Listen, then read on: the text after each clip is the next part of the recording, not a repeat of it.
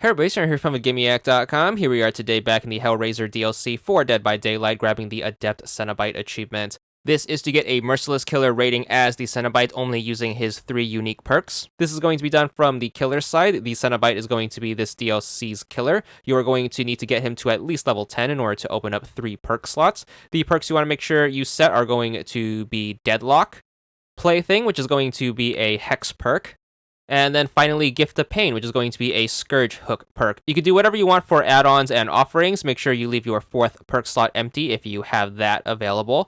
Start up the game. Hellraiser is going to be a decent-ish killer. He has decent movement and an okay attack range. The downside to him is his special attack doesn't do any damage and his perks aren't super great. So you are going to have to put some skill into this and rely on your normal Dead by Daylight skills rather than using any super special awesome abilities.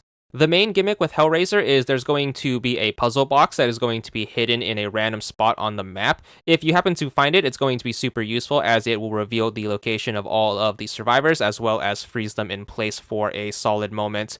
So keep in mind, it is going to be completely hidden to you, so I don't recommend looking for it. You are more likely than not going to stumble upon it in the random. However, if you do, make sure you do grab it because it is going to help out a bunch.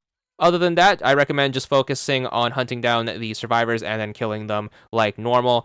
For this particular achievement, I recommend sticking to your Dead by Daylight fundamentals, and the big reason for that is because Hellraiser's special ability isn't going to be super useful. It's more likely than not going to slow you down rather than help you, especially if you are new to this killer.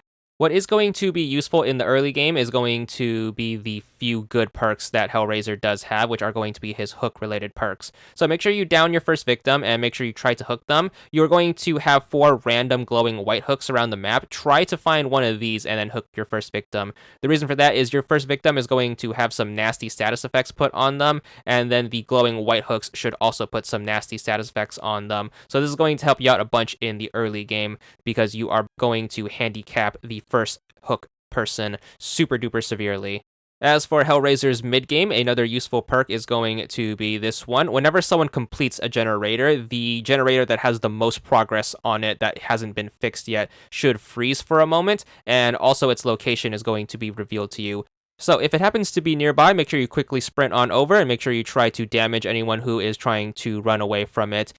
Keep in mind, this perk is not going to regress any of the progress of the generator. It's only going to freeze it temporarily. So this is only going to buy you a little bit of time. You want to try to keep the chase pretty close so you can head back to the generator and then try to slow it down by damaging it. The perk is more useful as a means to find survivors rather than actually slow them down. So make sure you keep that in mind and stay up with your generator damage. Other than that, the puzzle box is also going to be available to be found by the actual survivors. Pretty much the survivors are going to have a timer on them. Once that timer fills, they are going to be slowed down by Hellraiser's chains in the background. Again, not super useful, it just slows them down temporarily and is more of a minor annoyance. However, the person who is actually looking for said puzzle box to try to stop the timer should have their location revealed to you once they pick it up. So if they happen to be close by, make sure you quickly rush over to them. If you happen to hit them and they drop the puzzle box, you could pick it up and then you can use that to freeze the other survivors. Other than that, the person holding the puzzle box isn't allowed to repair any generators. So again, this is going to help you to buy a little bit of time. However, it's not going to be your main focus. Just focus on your fundamentals and make sure you stick with the hunt instead of trying to pursue the puzzle box. The puzzle box is more or less just something in the background to help you out just a tiny bit. However, it's not going to have a major effect on the game or anything. Other than that, just focus on the game. Make sure you keep in mind what goes into getting a merciless killer rating. Make sure you get enough chases in. Make sure you hook all the survivors as many times as you can. Make sure you try to get as many sacrifices as you can, and then hopefully the game doesn't end too early or people disconnect and all that other luck-based stuff. And eventually you should be able to whittle down the other team, and you should be good for the merciless once you get the last person.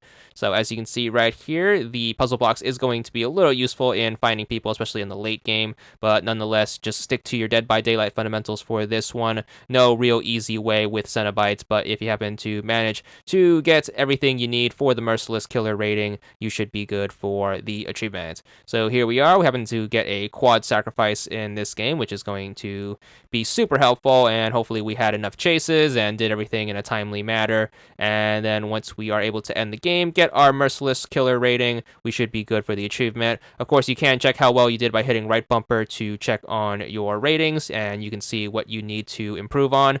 Once you manage to get a good enough rating, your Merciless Killer achievement should pop. There it is, 20 gamer score for this killer, and that's all there is to it.